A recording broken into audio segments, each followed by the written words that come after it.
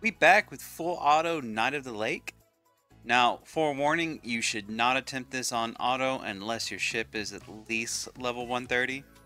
That might be a tall ask for some of you, but the boss hits your ship a lot.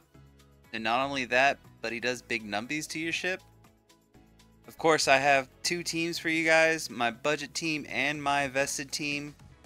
My budget team will consist of farmable units and units available to new players through the selectors. So let's go ahead and check them out. So this is the team, and as you can see, I am running absolutely no mods for it. Here we go. Alright, so you'll notice that I'm not leading Orca. The +1 DP actually kind of hurts you here. And honestly, leading Chinatsu is far better with the res that we get, the extra bonuses and such. So we're just going to sit here and do that. Now you'll notice I'm running Maria, and that's because I needed something high cost to space out the timing between when a Hilde is going to be deployed. So, and then Alkalites is just a, well, kind of a buffer and a little extra healing to be done here. But we're going to sit here and do some nice burst damage. Even though we're minus 60% melee damage, Orca still does pretty good damage. So, Hilde comes out, shields everybody, but that shield's really not going to matter much. As you can see, all of our team gets annihilated. That's standing behind him. But, fortunately enough, Chinatsu gets deployed, gets a nice ulti off here.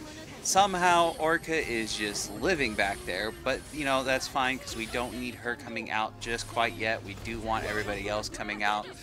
We want a Hilde getting her ulti off here so that she can sit here and spam shields, because this boss absolutely melts this Awakened Defender. Don't ask me how. I get that it's fast attacks, but geez, like, seriously? Anyways, now that we have Orca coming back out after the rest of our team has been deployed,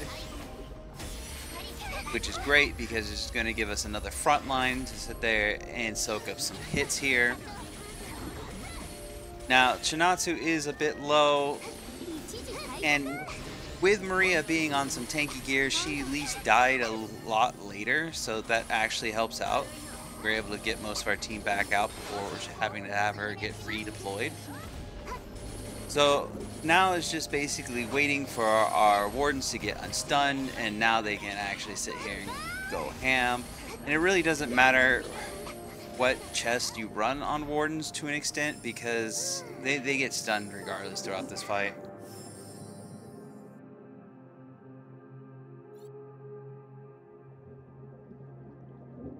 Now, as you can see, Wardens is our top DPS, Rivet coming in second place, and then everybody else. And so you can see, none of Maria's summons did anything. Alright, so for the ship, I'm using Tempest. Kim Hana is the operator. As you can see, the side skill, she's level 1 and her side skill is level 1, and absolutely garbage for this fight.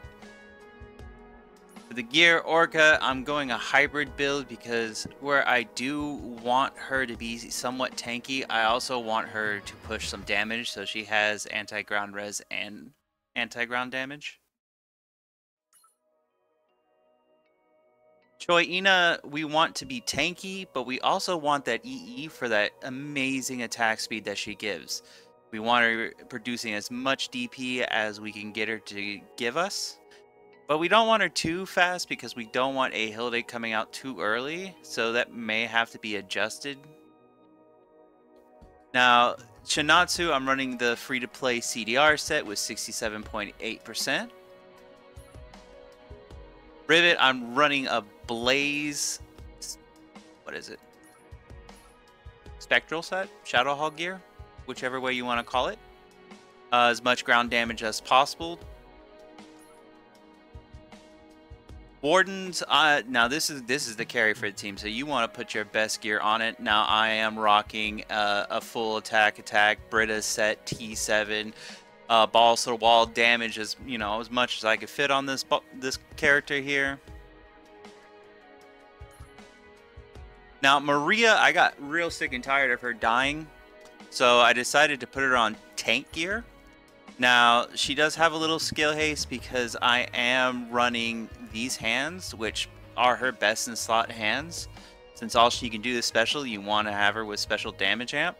But like I said, I got real sick and tired of her dying, so we decided to put as much anti-ground res as possible on her, and that seemed to solidify the run. Alkalites we just have on attack speed, tanky gear. They're more just kind of a backup healer, but they do their job. And then Hilde we want on CDR. I put her on Antag set. We want her spamming her ulti as fast as possible. Now, Mage will be better, or anything that just gives her more skill haste. For the ship, now we do have a bunch of counter latents here, and then we also have some sniper latents. Alright, so for the mods used for this team, I'm just taking minus 10% attack, minus 40% A speed, minus 25% skill haste, and plus 15% enemy attack. Alright, so you're going to see a lot of the same setup here. We've only changed a few units, but those changes are actually pretty big. We start adding awakens to our team that actually do damage, and we get different results. We can actually sit there and add a little bit more mods to our pool here, and you know, get a higher score. Now you see I'm using Dorothy instead of Acolytes because frankly we don't need the heals when we got this type of gear. We could just sit there and keep our Orca alive without Alkalites, and we could keep the rest of our... well, let's be honest, Chinatsu keeps teams alive solo, normally. So we get a little bit of extra damage here. Now, unfortunately, Curian's going to pretty much eat it, but that's fine. He does do quite a bit of damage here before he dies. We could sit here and add more timing to it, higher cost units to try and get something in front of him, but So we're just gonna have Sigma come out here. Now, even though Choi Ina died, we have our wonderful tower sitting back there that's gonna be sitting there tanking the hits from the boss for the farthest unit in the back sort of thing. So, you know, that works out pretty well. Of course, Choi Ina is gonna come back out, give us a little bit of extra DP here. Warden's doing their best to try and push this boss to the next phase. Now, unfortunately, the timing is just a little off here, and Sigma just kind of ultis when the boss has insane resistances, so it just does like nothing, which kind of sucks. It would be nice if it was just held off just a little bit longer, but you know, we take what we can because it really doesn't matter. We're about to get a Vivian proc, our second one for the fight here with Curian, and oh boy, he's about to sit there and do some damage, and he's got his ulti coming off. Now, granted, our front line died, but luckily Curian summons his own front line to, you know, for cannon fodder here. Then Orca jumps in place, and Curian finishes off the boss.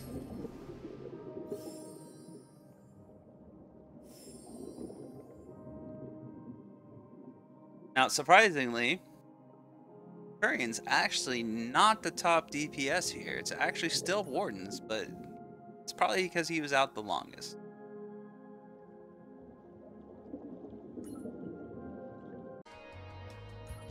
So for the gear used for this team, on Orca we're running HP with incoming healing. We have some crit res because we are running Tempest as our ship, and because of that we're able to use a skill haste latent as well. Choi Ina is still on tank gear attack speed because we want her living, though she still can't take too many hits because of her stats. Chinatsu we have on CDR skill haste, as much skill haste as we could possibly afford to fit on her. Wardens we're just putting as much damage as possible. Attack speed, attack, both work great here. We want to have as much crit damage and anti-ground as we could fit. Range damage works as well. Rivets, the same thing. Unfortunately, I don't have enough soldier gear to actually gear 3 soldiers, so we're having to cope with a bullet set.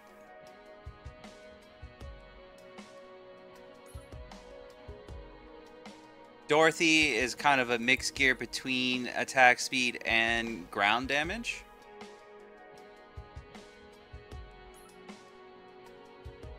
In Courier, we have our best gear that we can afford to put on this unit. Much crit damage, range damage, or ground damage. Attack speed will work, but attack is probably preferred. And then for Sigma, we want Sigma living a very, very long life, as long as we could possibly keep her alive, at least until the tower dies. So we just have Sigma on full tank gear. You can use a Hilde, though I can't sit there and comment on the consistency of the run. The run seemed to be more consistent when I ran Sigma as my last tank. For the operator, I'm using attack speed Vivian. I did use Kim Hana, but unfortunately it was about 1k less on the score. No change in the team, just a change in operator. And then Tempest is the same thing. We're just running with what latents we got here. A little anti-sniper damage and some counter damage. Thanks everyone for watching. I hope this helps you get the minimum score this season. Now this boss is not easy. You should probably adjust your mods to fit your team where you can.